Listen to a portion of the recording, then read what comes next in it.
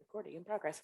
What that means as the Moxie case coach is Maine Equal Justice was specifically looking to hire someone who has lived experience with the kind of programs that we work with. And so it's kind of like some people would think of as a peer navigator or something. And so, sorry, I get distracted by the things on my screen. And so they were looking for someone who had experience with social benefit programs, welfare, and poverty.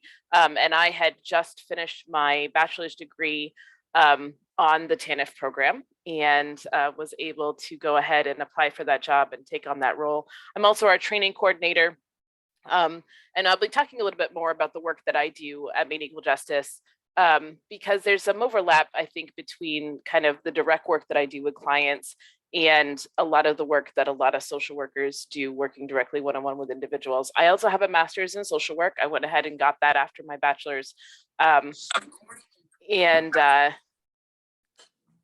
someone was off mute for a second. I'm a little easily distracted today. I apologize. I have a master's in social work. I got that from the University of Maine in Orono while I was working at Maine Equal Justice. I completed that 2 years ago. So I'm a little new to this work. I went back to school later in life, so I have a lot of life experience behind me, not as much social work experience behind me. But I've been doing this work for several years now, and I love to come and take my passion for policy and bring it to other social workers. I'm going to share screen in a minute, but I would really love if everybody would be willing to take just a quick second to introduce themselves. I'd love to hear your name, where you work, and where you're coming in from today. So like the town that you're in. And if you're a student, that as well. So if you're not working and you're a student, or you are working and you're a student, I'd love to hear that too. I like to set the tone for these kinds of discussions as like a discussion rather than me just talking at you for an hour and a half.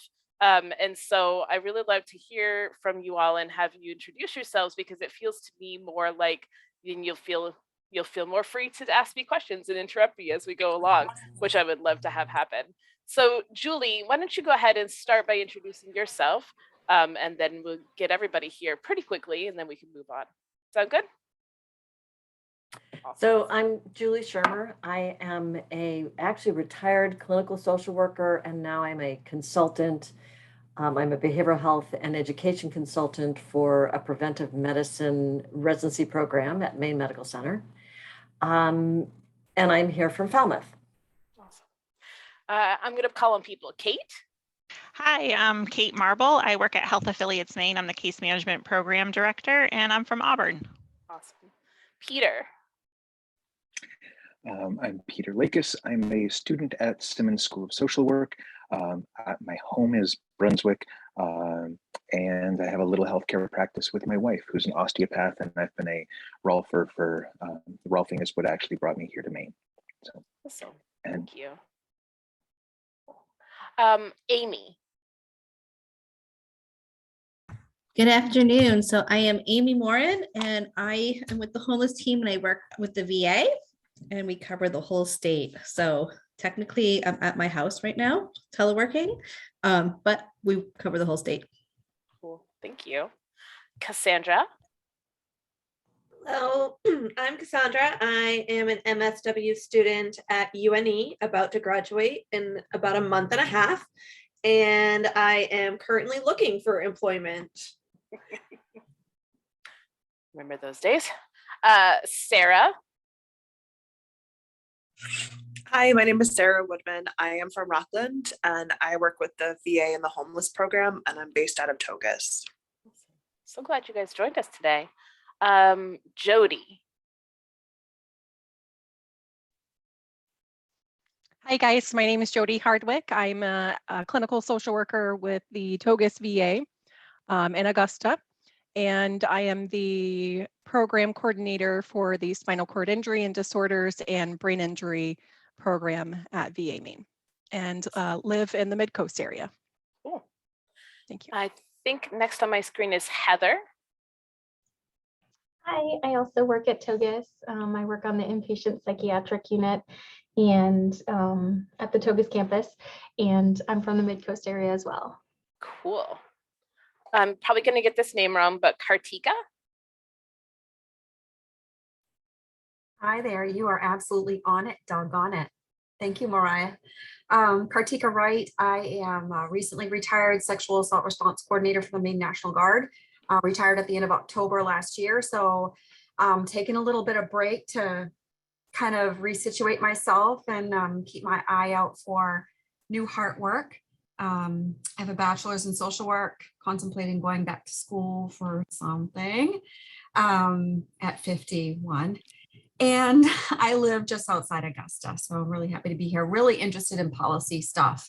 Awesome. You know, the macro level, but I don't have a lot of experience in that. So I'm here. Great. So glad you joined us today. I have a Lisa. Hi, I'm Lisa White. I am an MSW student at the University of Maine, and Kartika, I came back in my 50s as well, so please do go on. My background is in thanatology, and thank you for letting me be here today. Great. I'm starting to lose track of who I haven't called on. I see a Colleen.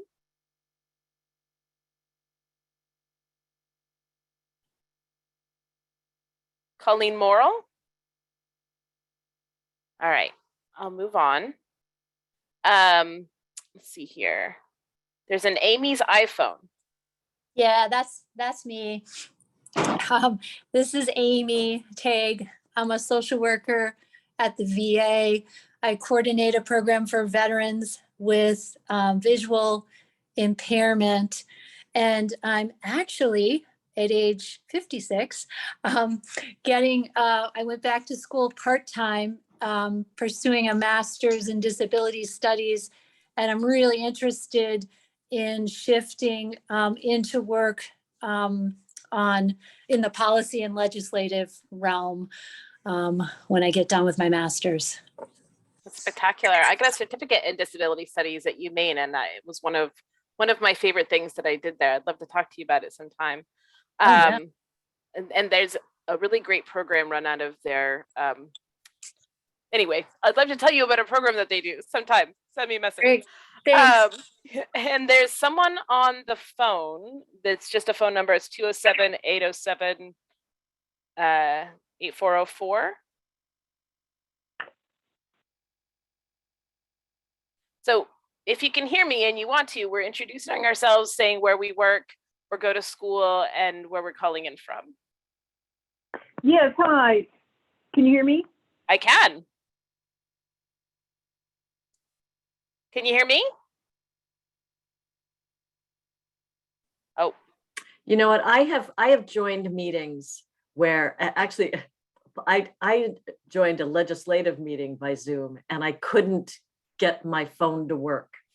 So I can hear everything. So hopefully whoever that is can hear us. We're glad that you're with us, even if we can't hear you. If if you're able to join in later and pipe up, that's fine. And if not, that's okay. And there's one other person, and I'm not sure how to say the name that's on the screen. It starts with the VH. That's Chris Koch. Yeah, it's another. Yeah, person. that's my name's Chris. I'm a clinical social worker based out of the Portland VA clinic, working in the primary care section, and I'm from the Mid-Coast area as well. All right, glad you could join us, Chris. Sorry for the confusion with the name. I'm not going to try to say that. I don't know what that is. All right. Well, thank you all for humoring me and taking a minute to do that. I'm so glad to have you all. And the other reason I wanted to do that is every year we try to come together, right, in person at the State House and have a social worker day at the State House. And it's really a spectacular opportunity to meet other social workers, to connect with one another. And we weren't able to do that this year. And we really hope that next year we'll be back to doing that again. But since we're here together, taking the opportunity to just meet one another just seemed like something we should take the time to do. So appreciate it.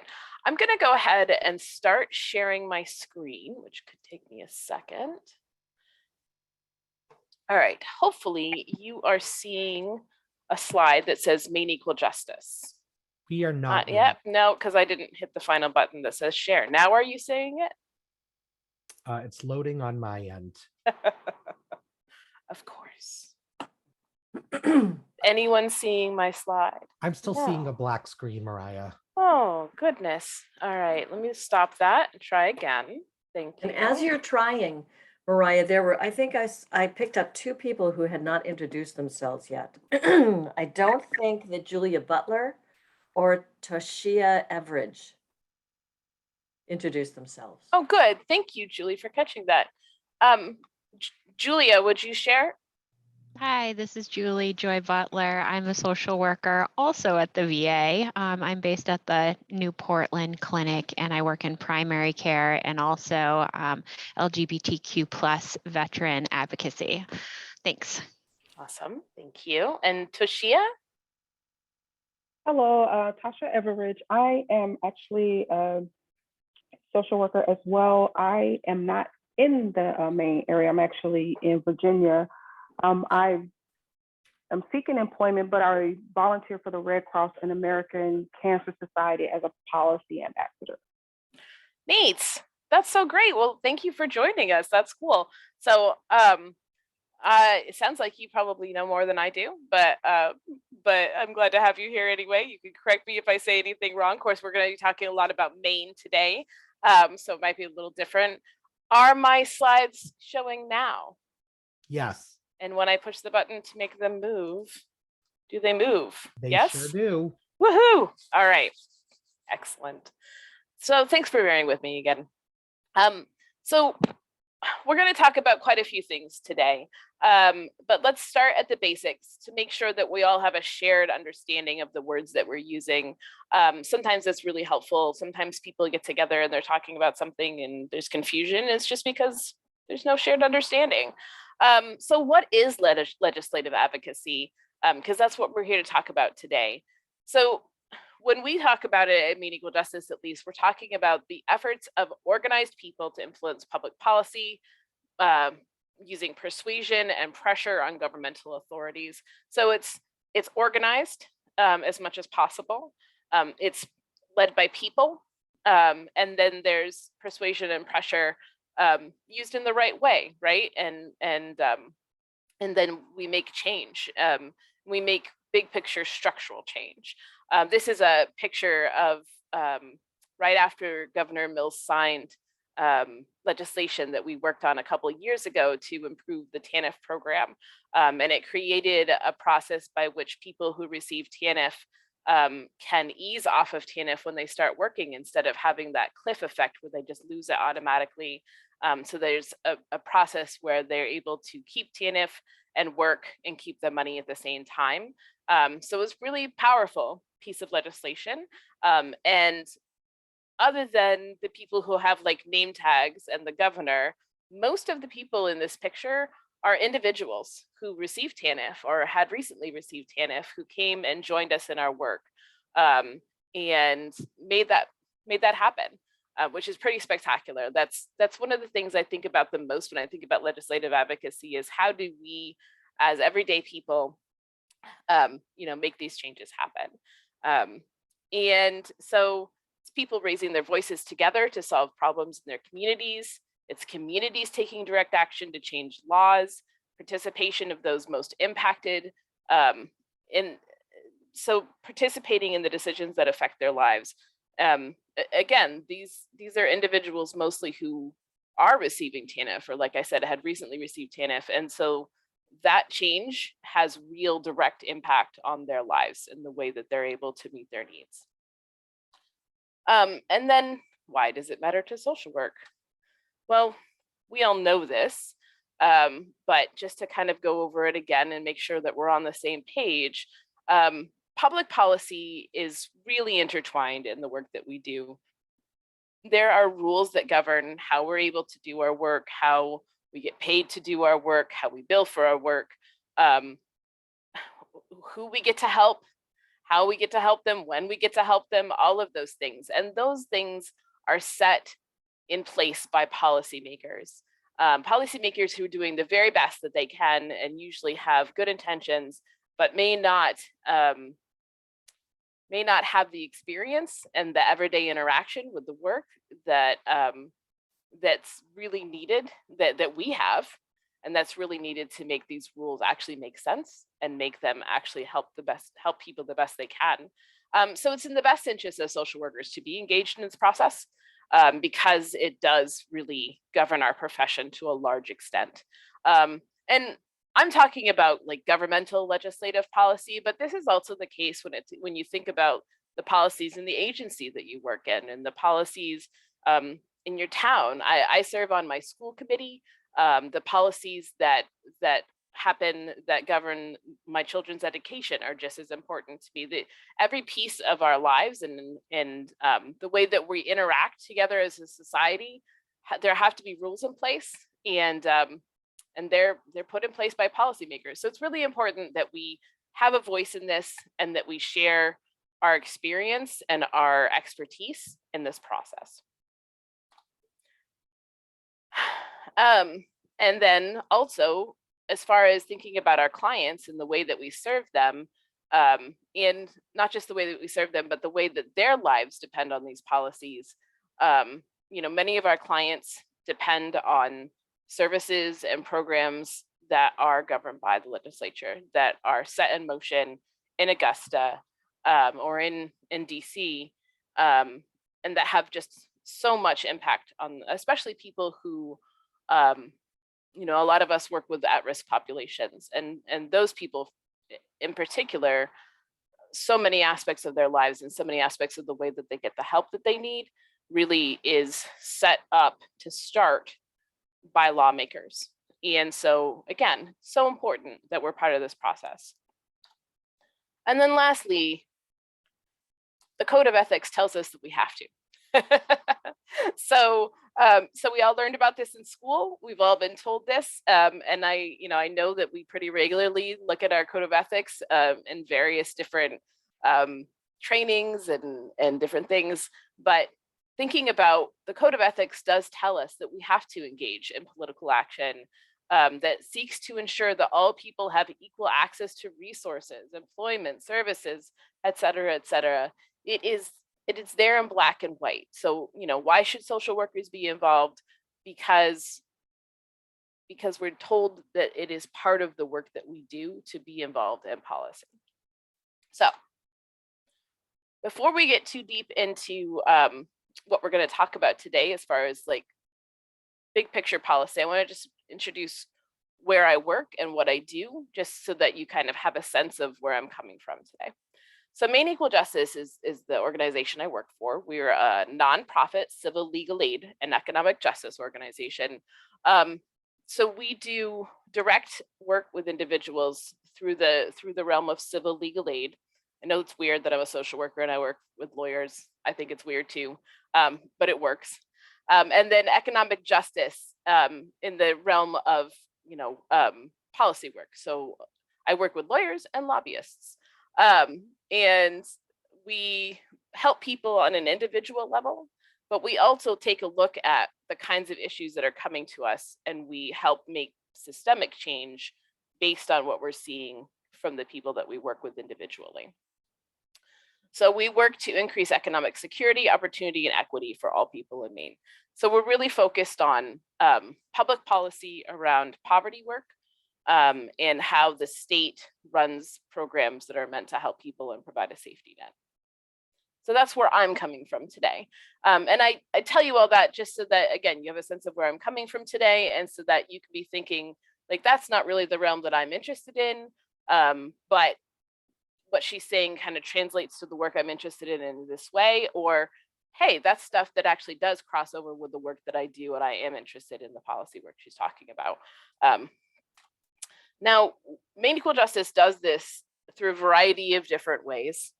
We do direct service, and I'm part of our direct service team.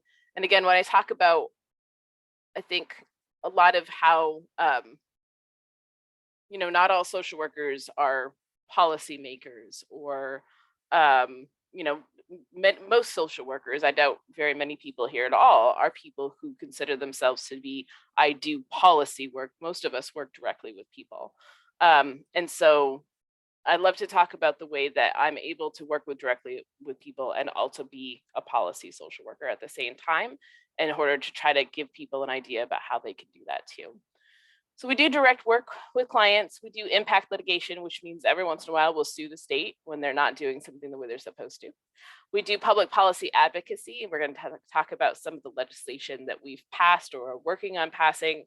We do community organizing. It's a real huge underpinning of how we do the work that we do, because we work really hard to make sure that the changes that we're making are not us saying this is what's best for the community, but the community telling us what's best for them, and us taking their voices and translating that into policy. And then we do communications. We have to get the word out about what's happening. And we also use communications to get the word out to people about how to understand the programs that they rely on. So we do a lot of work in kind of translating government speak into everyday English so that people can understand. So that's what we do.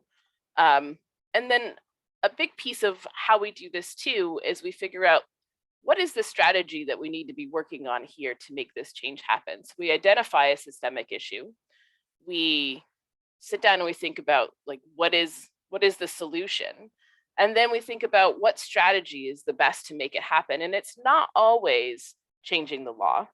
It's not always a legislative strategy. Sometimes it's administrative advocacy, sometimes it's legislative advocacy, sometimes it's litigation, sometimes it's organizing, right? So for example, legislative advocacy would be, we've identified this issue and we know that a law has to change in order for this to happen differently.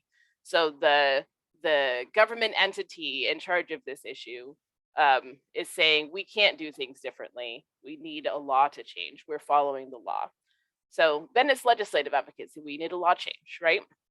Sometimes though, there is wiggle room within the law, or there is no law that says they can't do it the way that we're saying it should be done, or that people are telling us it needs to be done. And that's administrative advocacy. We can go to the administration and we can say, we would like you to make these changes within the way that you're doing things. And these are the reasons why we think it should happen. And this is the outcome we're looking for. And here's the law that says that you could be doing it differently. So an understanding of the law is very important for this. And so, for example, we have been working with the current administration, with Governor Mills' administration and Department of Health and Human Services under Governor Mills, to make quite a few administrative changes over the last few years. And recently, one of the things that they were able to do was they were able to get rid of all asset limits for people to get food stamps. So there's no longer asset limits for people to receive food stamps. A law change was not required to make that happen because the federal government already had within their rules a lot of wiggle room for states to run these programs. And one of the things that they allowed was for states to not have asset limits. And the important thing about not having asset limits for people to get food stamps is what we're saying when we have asset limits is that in order to feed yourself, you have to spend down everything you've ever worked for. You have to get rid of your property and your savings and everything you ever worked for, even though maybe you're in a temporarily bad situation where you need help. It doesn't matter. You need to get rid of your buffer, your savings. And so we were able to work with the administration to get them on the same page, and they would have had to make this change. It just went into effect a couple of months ago. It took some time, but that's administrative advocacy. So not all public policy is about going to the state house and convincing our lawmakers to change the law. Sometimes it's going to the administration and saying, hey, we think that you could do this differently, and here's how and why, and seeing those changes happen. So that's just an example. Litigation, I think, is pretty straightforward. We've used it as a tool. It's a very uncommon tool. We try not to use it too much, because if we litigate too much, then we can't do administrative advocacy very often. So if we become the foe of the Department of Health and Human Services, they always think of us as their enemy because we've litigated so often, then when we try to do that administrative advocacy, it doesn't work as well. On the other hand, because we have occasionally done litigation and been the foe, they know we're serious when we talk about administrative advocacy. So using it at the right times and in the right way is really kind of key there. But an example of litigation that I think most people may know about was when the state of Maine voted to expand MaineCare access to all adults, and as long as they were income eligible. So MaineCare expansion, Governor LePage said no and just would not put it into effect, even though legislatively it was supposed to have gone into effect. We sued the state over that. And when Governor Mills took office, she went ahead and put it into effect. But by suing the state, we were able to save retro benefits for people who had applied when they were supposed to be able to apply. So people started applying in July and it didn't go into effect until January, but they got benefits backwards in time until July because we had litigation open. And so sometimes it's a really powerful tool. And then again, organizing underlies all of it. We cannot do the work that we do without bringing people together to share their voices and their stories. Several years ago, when I first started at Maine Equal Justice, we brought a room full of people on TANF together to talk to the commissioner of the Department of Health and Human Services, the new one, and they shared their stories about the kinds of meaningless things they were being asked to do on TANF that had nothing to do with their goals and moving forward with their lives. And because of that, the Department of Health and Human Services issued a warning to the contractor that runs the TANF program, FedCap, like that they needed to change the way they were doing things so that people could actually have real opportunity and be able to have an opportunity to move forward out of poverty. So it made a big impact on the way that program was being run because people came and they shared their voices. It was like 2 hours of people telling their stories. It was really, really powerful. I'd love to bring social workers into a room sometime where people are sharing those kinds of stories. It's really incredible. And so I highly recommend that people get involved in that kind of organizing if they can. I mean, we'll talk about more about that later. But it's so important for the work that we do. We could not make the changes that we make without that. And right now, we continue to work on changing the TANF program and improving it. We actually have a TANF leadership team that's made up of individuals who are impacted, who applied to be on this team, to come together every month to talk about how we can continue to work on making this program better and improve it. So that's how we do the work at Maine Equal Justice. One other thing about doing the work is that a key piece of it, when you're trying to figure out, especially like which one of these strategies is the best one, is to figure out where the power is. This slide is one that I've stolen from, not stolen, but borrowed from someone that we work with from Up With Community. She does consulting around racial equity. And we actually invited her to come and work with us to make sure that we were doing better within our organization on racial equity issues and outside of it. And one of the things she talks about a lot is like identifying where the power is. It's a key thing when you think about systemic issues, because so often people are coming up against a barrier, coming up against a wall with bureaucracies and government. And they feel like it's them, and it's not. It's the power differential is not okay. It's in the wrong place. And how do we break down those problematic systemic power issues and rebuild a society where the power is in the right places and where people have access to it, is a key piece of doing this work, I think.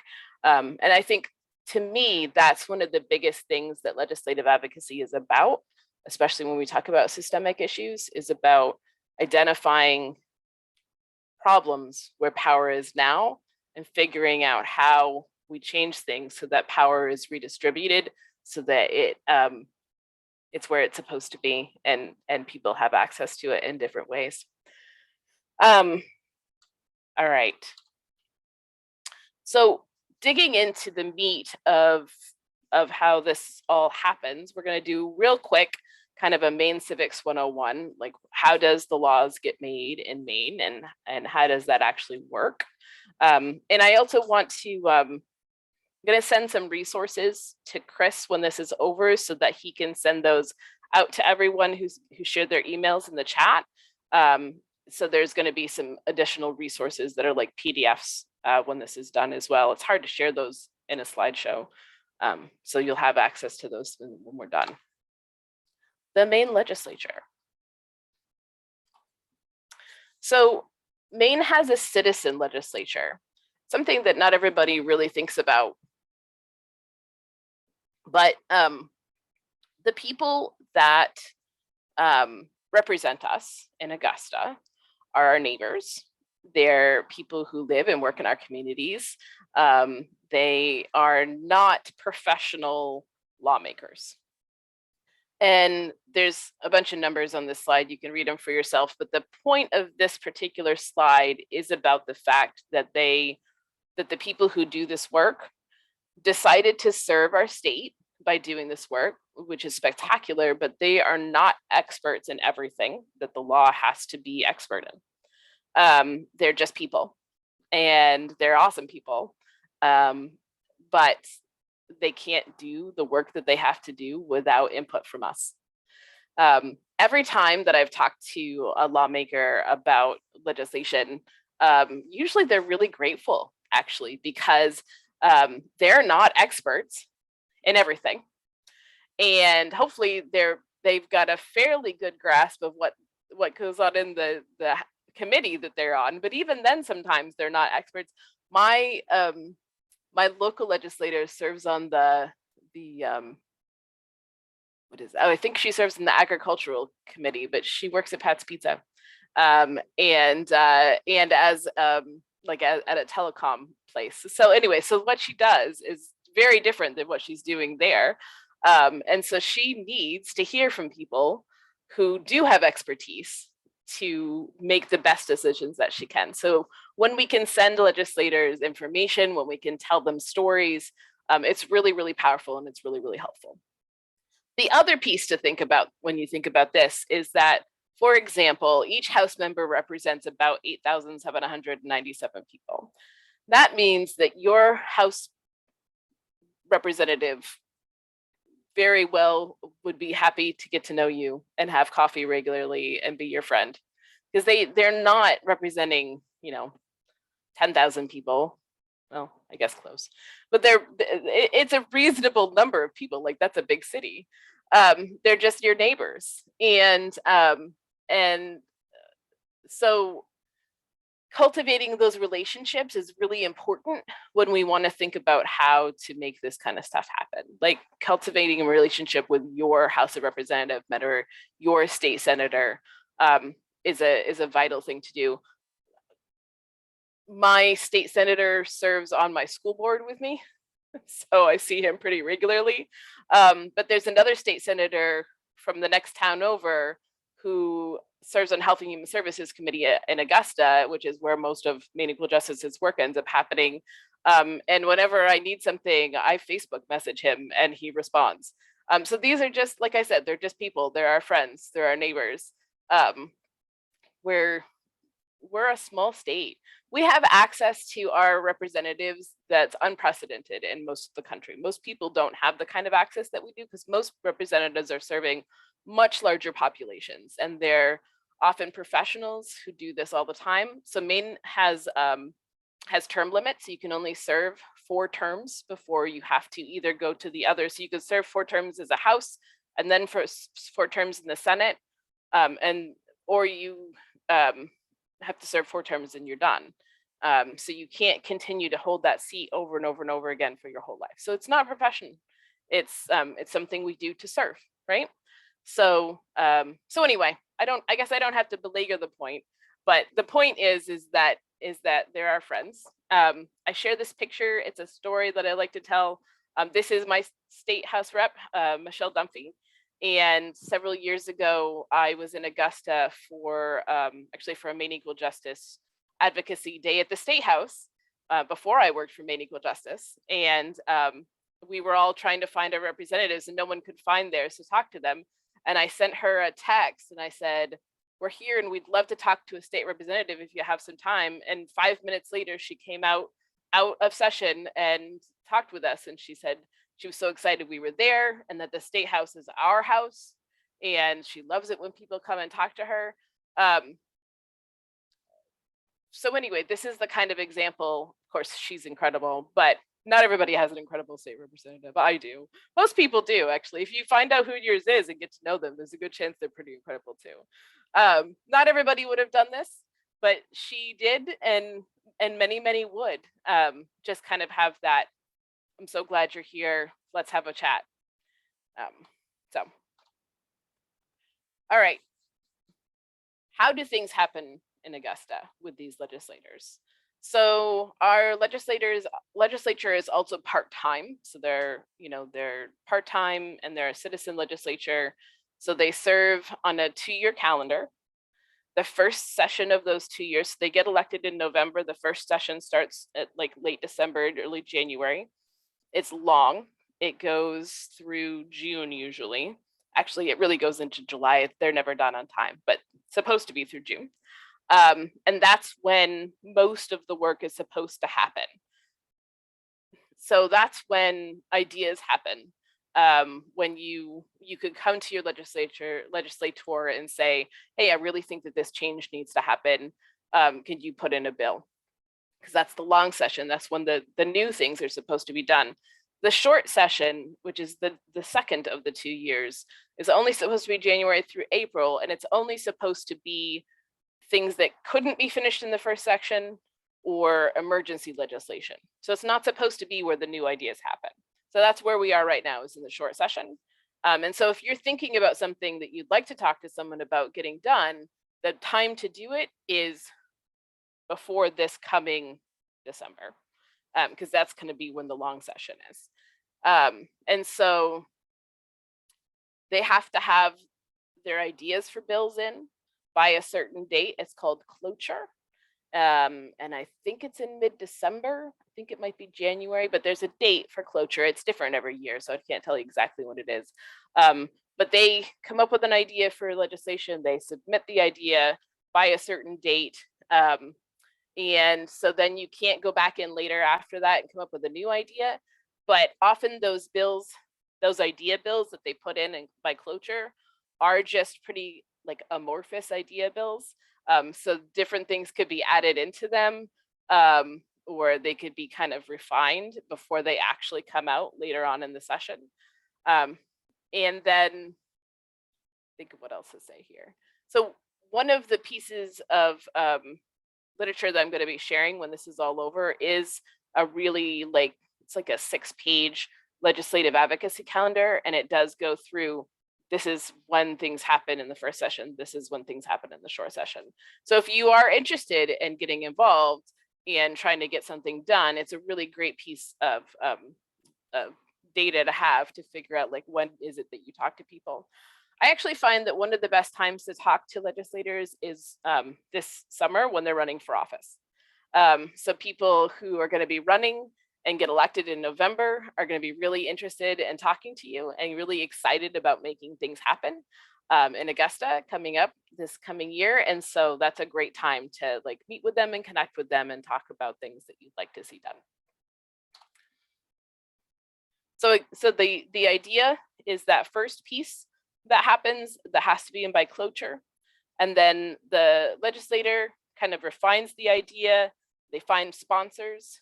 They get enough sponsors. They refine the language. It becomes a bill. The bill is introduced. It has a public hearing, which is one of the first places that that you can have the best impact is by speaking at that public hearing or submitting testimony for them to read at the public hearing.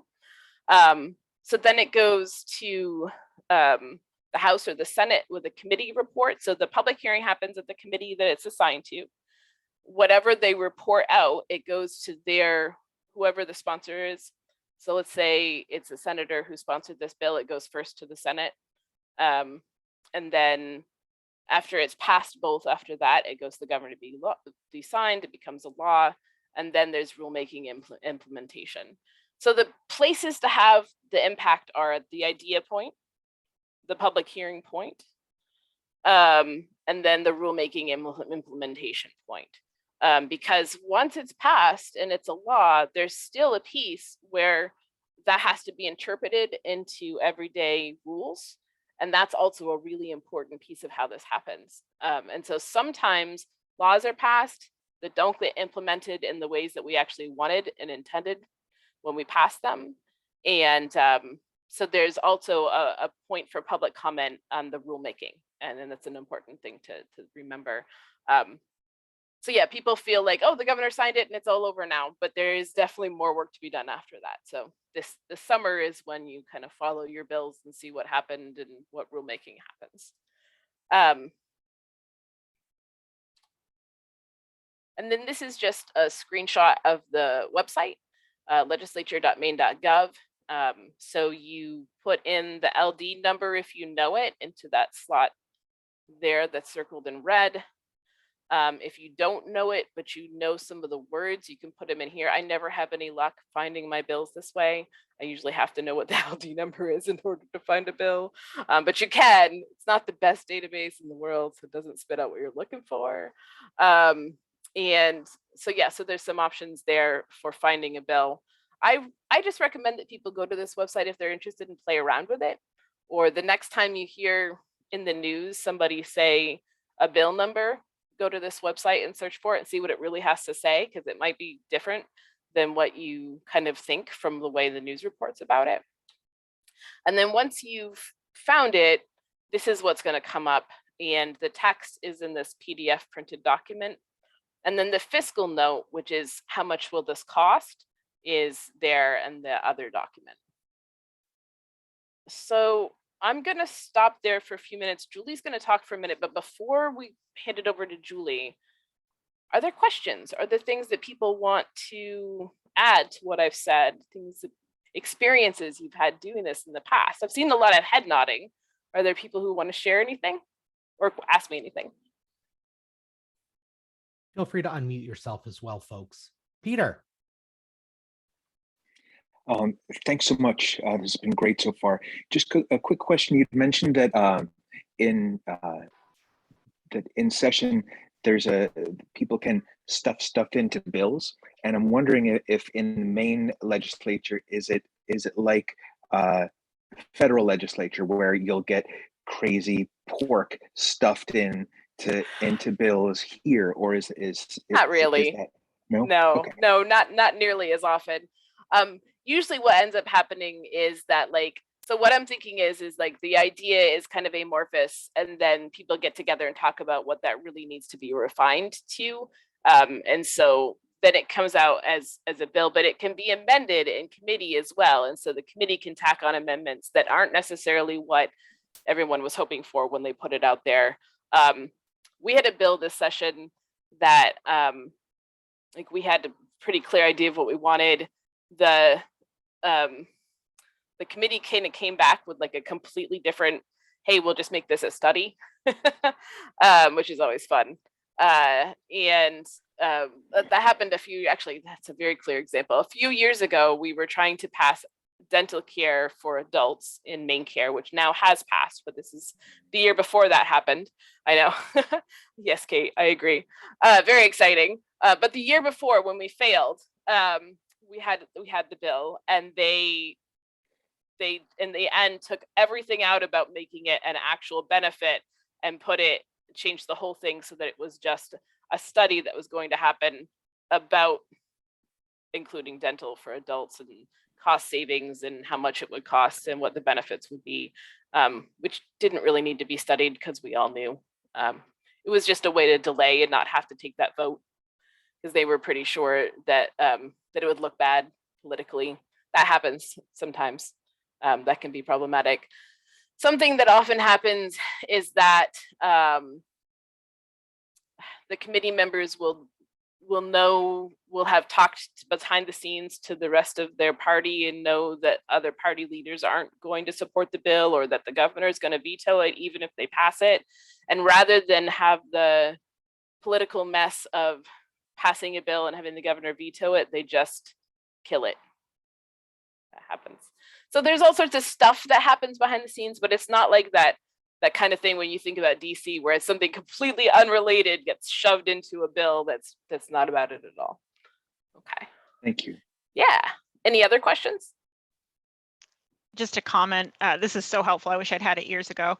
Would have been very helpful. But one of the things that happens that I notice a lot is the rulemaking. So the law, the thing that comes out, the statement, the law is actually really excellent. It's excellent. It's written really well, but there's no detail in that. And so then they add this like excruciating level of detail in the rulemaking process that really binds our hands as providers, for example. Yeah. And you know, because you were part of the whole legal process and the intent of where the law came from, you know that it waters it down to the point of being or changes it in such a way that was not the intent of the whole process and what was discussed in the legislative process. So then for me, it's always trying to get that back into the legislature to say this happened to what you thought you were putting into place. This is where it is now. And that piece to me has always been more challenging. Yeah, because it's like, does anyone care anymore? Because Right. it does feel like the legislature absolutely just goes, okay, They're we're done. done. Yeah. We washed our hands of it. It's in your hands now. Yeah. Yeah. Another way to make those changes happen once it's in rulemaking is so I work with attorneys, and whenever I have an issue, I'm like, well, I looked at the rules and I think they said this, and my boss, who's an attorney, always goes, well, have we read the statute? And I'm like, oh no, I didn't. That's your job. You read the statute and tell me what it's supposed to say. So if we can look at the statute and we think there's a good case to be made that the statute said something different than the rules ended up putting into place, we can take it to a hearing, and a hearing officer can actually tell Department of Health and Human Services that they have to go back and rewrite those rules because they don't reflect what the statute says. Wow, thank you. That's really helpful. Yeah. I work with OFI, right? The Office of Family Independence, so TANF and Maine Care and stuff like that. I don't know exactly how it happens with other kinds of things, but I know that that's very much doable when it comes to those programs, and there must be a similar process for other things. So yeah, but that definitely happens, and it's really important that advocates keep track of the bill as it goes through the rulemaking process and continue to make comments and continue to because the department, the state has to issue like, this is what we've said in rules, and then you have an opportunity to go through and comment on everything they said, and you can highlight it there and say, hey, this is not the intent of the law.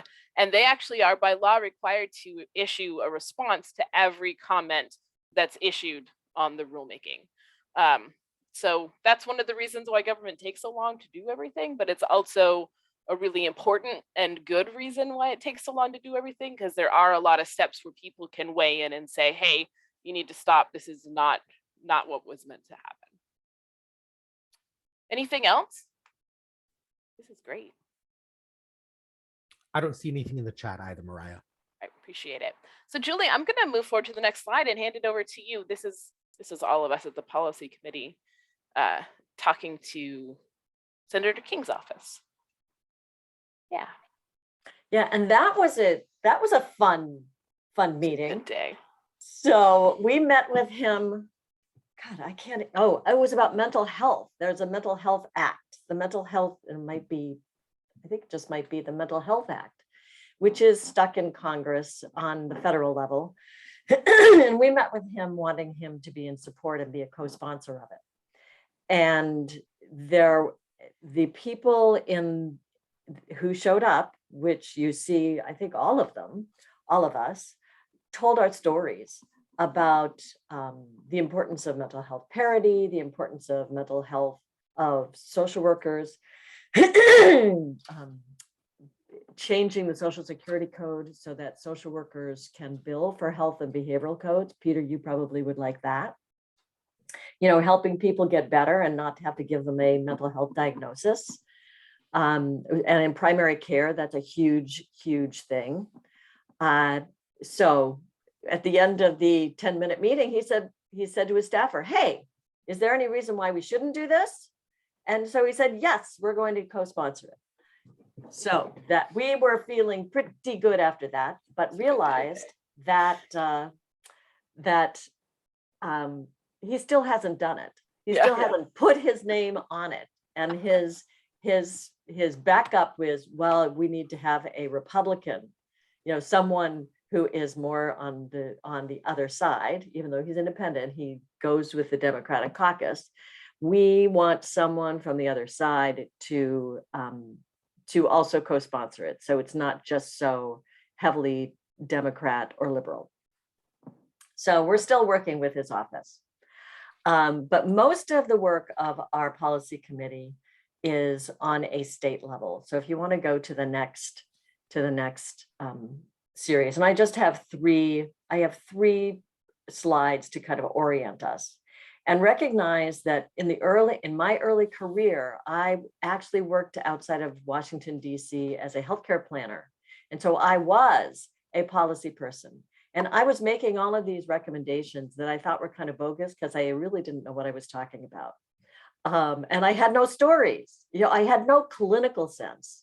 And so after a career of clinical work and teaching, I now am just thrilled that I get to go and do some of this stuff and learn from cool people like Mariah and others and really have the stories.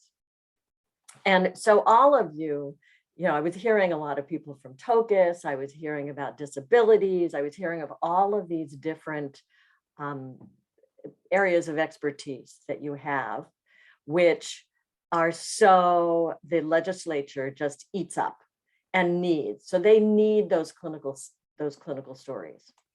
So I'm going to talk a little bit about what our bills are, what we've been working on this emergency session, which, this emergency session, I'm not listing all of them. I just chose kind of a few of them and highlighted the kind of the colors that show you what the issues that we've been working on. We kind of have two pools or two areas that we rely on, that we focus on. And one is kind of justice issues, which this kind of shows you tribal sovereignty, solitary confinement, paid family medical leave, sexual misconduct on college campuses. We've done a lot in the past on LGBTQ stuff, on what we call JEDI work. And if you go to the next slide, you look at more of the professional issues. So if you think what does an organization like NASW have to, what makes us unique? Number one, we're really cool social workers and social work students. But really, social work, I think NASW's charge is really to advocate for social workers. We can advocate, there are really great organizations that we partner with, such as Maine Equal Justice, such as Maine Women's Lobby, and others to help promote really justice and equity causes. But we really are the only organization that is going to advocate for social workers.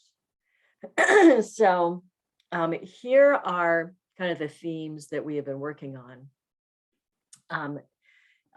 Improving access to behavioral health services by prohibiting cost sharing by insurers. So those of you in primary care, someone can go into your office and see you and the doc and come out, and maybe the VA probably doesn't do this because you've got a different structure.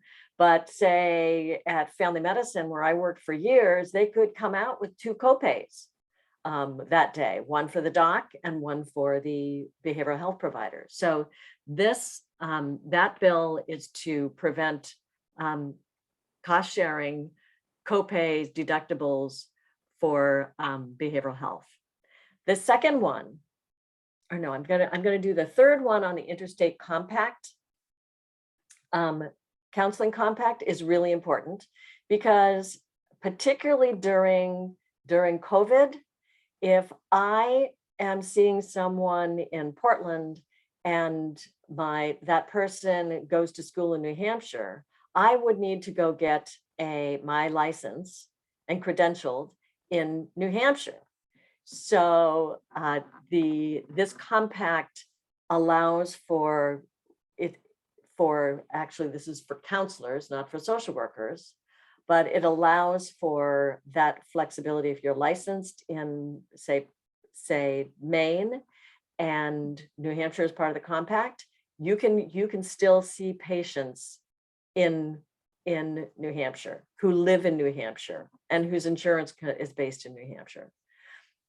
So why this is important is because we're collaborating with counselors and with psychologists to really allow this to happen, to improve access. And next year or the year after, we're going to be having a similar bill that we will want passed, so that this same thing can happen with social workers. What's going to happen is that's on a NASW level. They're creating the kind of standard language, and then once they look at all the 50 state laws, they'll come up with language and assist us in that process for Maine. And once they get something like 10 states, then we'll all be able to turn on the button and be able to do that. So that's in the next 5 years. That's going to be a push that we will be doing. And I see Peter has his hand up. Yes. Thanks so much. Yeah, this is a question about exactly what you were just saying about the compact. Since I became a student and a member of the NASW, I get the forum every morning. And currently there's a thread about the compact on the NASW message board, and I've been reading it, and I guess my basic understanding is what you explained, that people with an LCPC license, this supports them, but those of us who are LCSWs, we don't have that parity. And so the forum thread has basically been a bunch of social workers saying, why are we getting left out? What is the NASW doing? And interesting. So it's fascinating. Right now it's a long heated thread, and so I'm glad to hear you mentioning that it's. Did I hear you correctly that it's on your active agenda to try and get into a bill in 2 years? Did you say? Well, I'm hoping that it happens next year, but it's as soon as NASW hands us that little package, we are going to be off and running. But you can't do it alone, right? Yeah. And so I might recommend after this, and I'm sure you have so much to do, but take a look in the forum, and then that might be really nice for some of the social workers to be able to see that it is being acted on. Yeah. So what can you? It's a Facebook forum. No, it's the NASW. I can email it to you actually if you'd like. I'll just email you a link to. Perfect. Peter, can you send that to me as well? Of course. Thank you. Perfect. Thank you, Peter. Yeah, so you're right. The bad thing is that it doesn't include social workers. The good thing is that we're collaborating with our fellow behavioral health folks to improve access, and access to mental health is a huge issue. The other thing that I wanted to touch upon is the thing that at the very bottom, an act regarding primary care and behavioral health investment in cost savings, pandemic and opioid response. This is the one that I wanted, yeah. Okay, so as you read that, and this is an interesting thing of how the bill started. The bill started by by Sam Zager, who is a new legislator. He's a rep from Portland.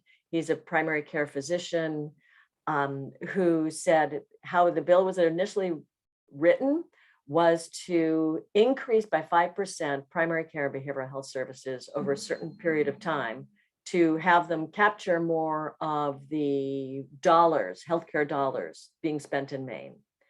And the committee, Healthcare, Insurance, and Finance Committee said, no way we're going to do this. This is telling insurances what to do. Put together a stakeholder committee and come up with a proposal. So over the past year, they pulled together this stakeholder committee, of which I wasn't invited. How dare they? I actually tried to get myself invited. We tried to get Lynn invited, and we weren't invited to that, but we were invited to the behavioral. They decided to make a behavioral health subcommittee, of which the subcommittee met, and I think this is the funniest story. The subcommittee met 4 times. We came up with 4 points that we all agreed on. We submitted it along with lots of support. It was, maybe page 36 and 37 in a 48-page document that included all the recommendations that the larger stakeholder committee had discussed. But the larger stakeholder committee imploded or exploded because no one agreed with the recommendations that came out of that report. And when I watched their process, it was a bunch of people just talking at each other. Nobody was talking with each other. It obviously wasn't run by behavioral health people. So what happened is when it got reported back to the committee, and after the committee had looked at everything, they said, well, we're gonna put into language, this 2-page document, those recommendations from the behavioral health providers, which I thought was hysterically funny. They never should have been in, they were pretty broad and never should have been in one bill, but they did. And what landed, how it ended up after, I think 2 or 3 work sessions and 2 or 3 public hearings, 2 public hearings and 2 work sessions, they realize that they have never figured out how much dollars are going to behavioral health in the state from insurers and Medicare. So they're going to do that. And they're going to try to streamline and create tighter expectations and repercussions for credentialing. So the insurers have not been really good at credentialing. So that's what they agreed upon. So I thought that was very funny. And, so what little work we did, despite the fact that we weren't invited to the table, we were heard and we got our just desserts. How's that? So the other thing that I wanted to talk about that really is coming, that we're going to be really working on and have been working on, is about loan forgiveness for behavioral health providers. So I thought some of you might think that would be really helpful. Social workers there was a bill, I want to be concise. So you all appreciate that is an issue. So what we have been doing is we testified on a bill that was for public health workers getting loan forgiveness. And that was this session.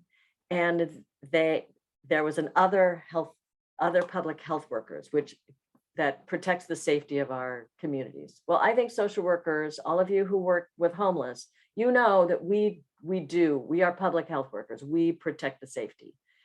The intent, though, of that bill was for really emergency medical providers, and there wasn't enough money in the bill for social workers. But what it caused me to do is start to investigate. And there is, in the statutes, as Mariah had talked, in the rules, there has been a social work loan forgiveness program, but it has never had any money in it. So then I got on a jag for, okay, we've got to do this. We've got to get money in here. Yet what came across, and I started talking about that, and I started talking about with our political consultants, basically, where is the power? Should it come from here? Should we go to FAME?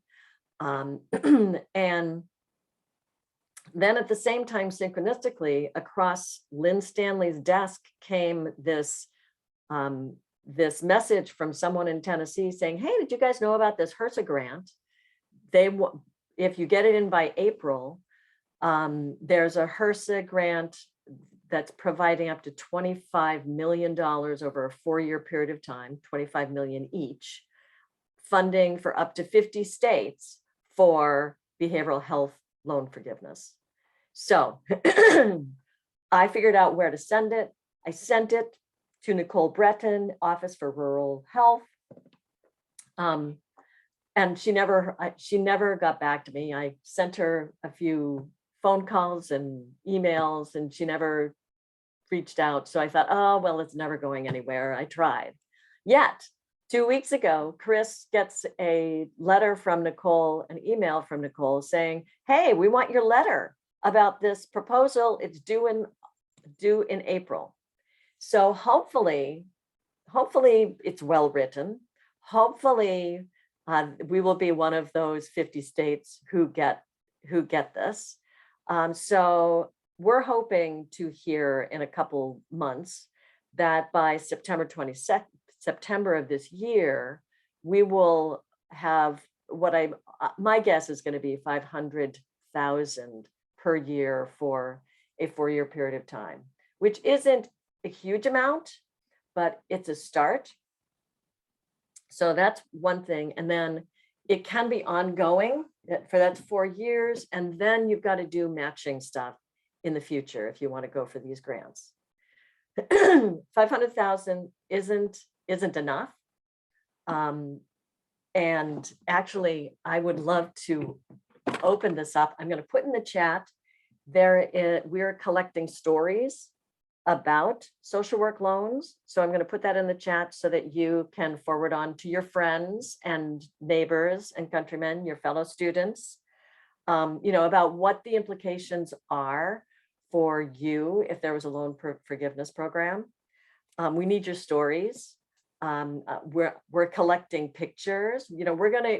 This is for the long run. So if it's my feeling is that in this summer, I mean, it could be a little too early, but Mariah and Chris and I can either talk about this now or later, approach one of our social work legislators, have them propose a social work loan forgiveness program for state monies to go into it. My guess is it wouldn't pass for the full legislative session next year if we get this grant, because if we get this grant, they're going to have a better idea of what the need is. But on paper, the typical social work BSW, their loans are something like $28,000, and MSW is $45,000. But those aren't the stories that we're hearing. We're hearing way more than that. So we need those stories. So that regardless, we go for it. And even if they table it for a year, and next the emergency session, the following year, we'd be in a much better position and know what the need is. So I think I'm just going to stop there. Questions?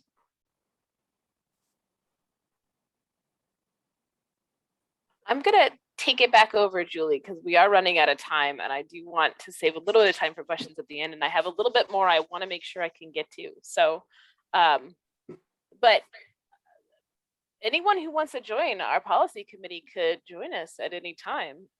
So we meet once a month. Right now it's on Tuesdays at noon.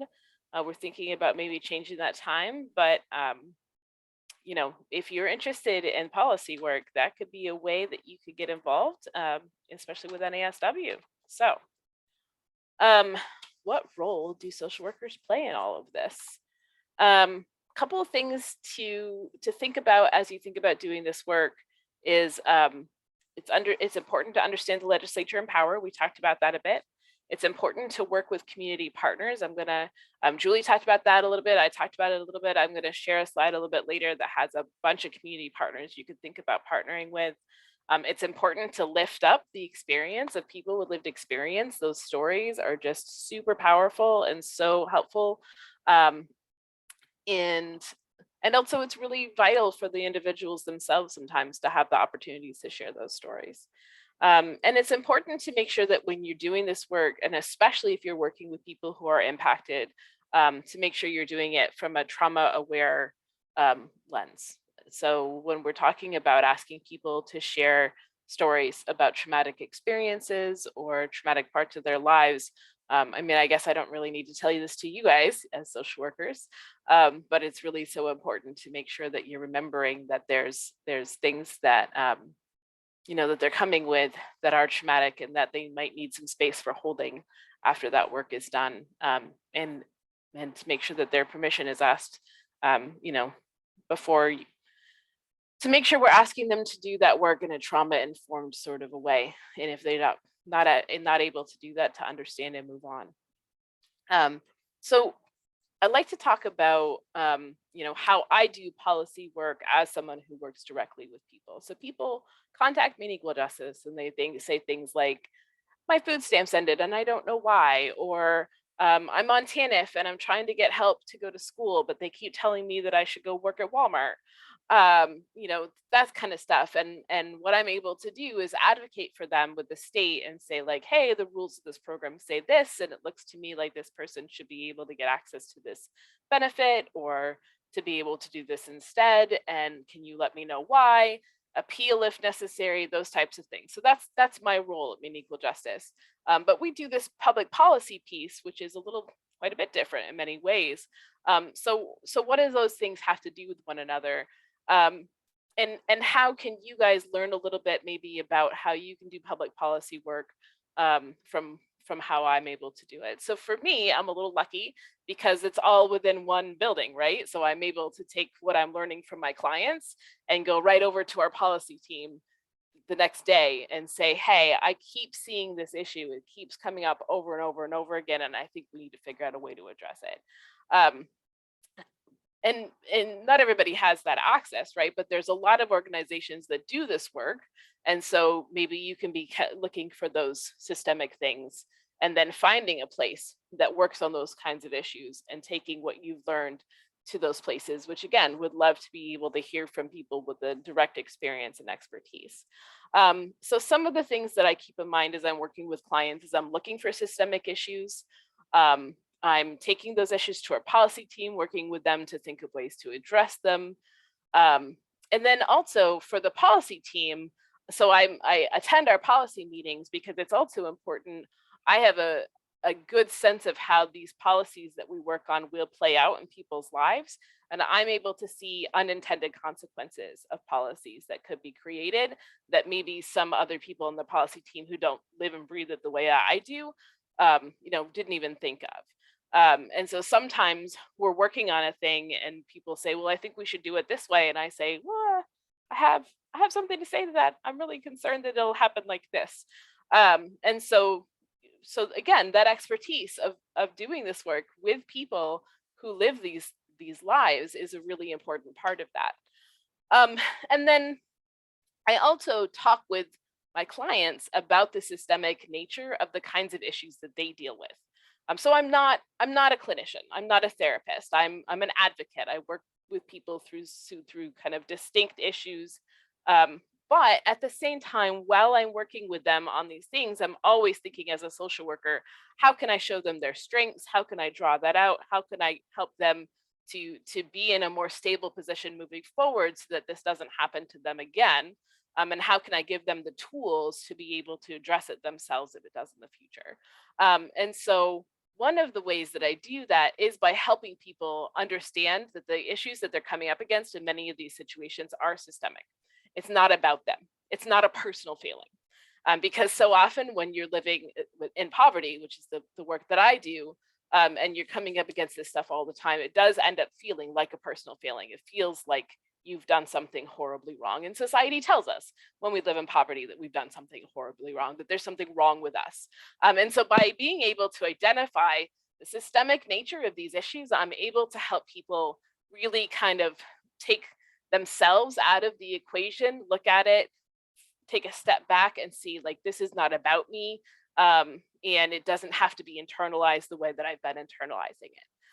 I also invite them into our advocacy work. I invite them into our organizing work.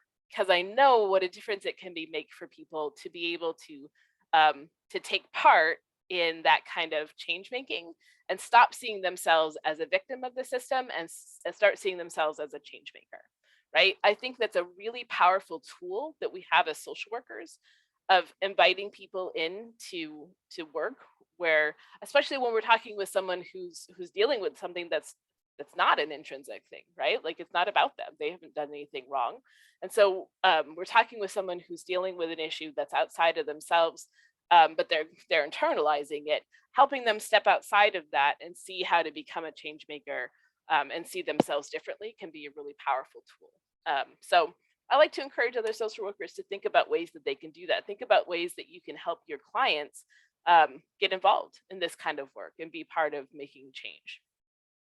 So there's a lot of organizations out there that do all sorts of policy work and change things on all sorts of different levels. This is, I think I spent 15 minutes Googling the night that I made this slide. And, you know, obviously I knew about a bunch of these, but this is what I came up with.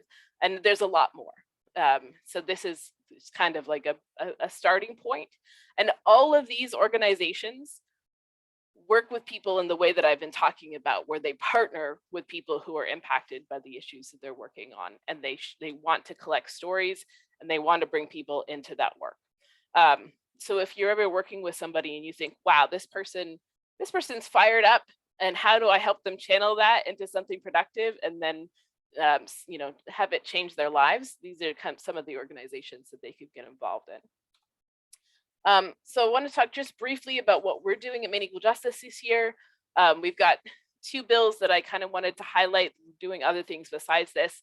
The first one is a bill that would change Maine Care so that people would be able to have access to healthcare regardless of their immigration status, which I think is really a racial equity issue here in the state of Maine, and people are just cut out of access to healthcare because of their immigration status, and it's a problem. The other piece of legislation is about improving TANF specifically, but also DHHS interactions with people in poverty overall. It would both improve some things in TANFs that are kind of like concrete things, like improving access to education supports, but it would also address a thing at DHHS where we're specifically requiring in this bill that they start to use trauma-informed and culturally sensitive trainings and language and interactions with people. And we're really excited about what that would look like. And we're also actually, part of the bill is that DHHS would be required to bring together impacted people to talk to them about what that means to them before they start these. So they can't just say, okay, we did a training with our staff and now we're all trauma informed. They actually would have to be required to listen to people who've been through traumatic experiences at DHHS in order to find out what it means to us to be trauma informed. I love it. So we'll see. It actually passed out of committee unanimously, which was crazy, not what anybody expected. It's very exciting. And so we actually, it's like a 90-something% chance that it'll just pass. Usually if something passes out of committee unanimously, there's no reason for the House and the Senate to like even take much of a look at it. It'll probably pass under the hammer, which is one of those things they say where the person that's leading the votes that day just like reads off the thing and then hits their hammer, and nobody actually takes a roll call vote.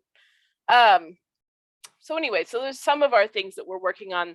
At the bottom of this slide, there's a link, and I'll be sharing the slides with Chris so he can send them out. There's a link to our blog that has all the rest of our priorities for this year.